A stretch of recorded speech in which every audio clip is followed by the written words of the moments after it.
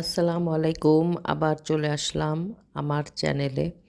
যারা আমার ভিডিওগুলো দেখছেন অনুরোধ করব সাবস্ক্রাইব এবং লাইক দেওয়ার জন্য।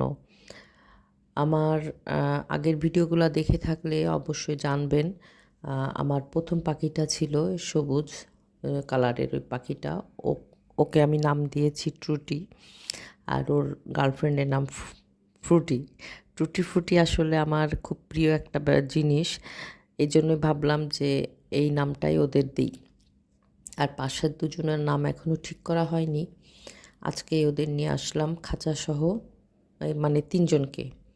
আগেই তো সবুজ কালারের পাখিটা ছিল, ভেবেছিলাম যে এদের পেয়ে হয়তো খুব খুশি হবে, কিন্তু না, সে খুব মুড নিয়ে বসে আছে। আমি অনেক সময় তাকে তেলেগু হিরো হিসাবে বলি, যে খুব মুডে থাকে সব সময় সে। নতুন জায়গা এবং নতুন ফ্রেন্ড অ্যাডজাস্ট হতে হয়তো কিছুদিন লাগবে, তারপরে দেখি কি করেন ওনারা।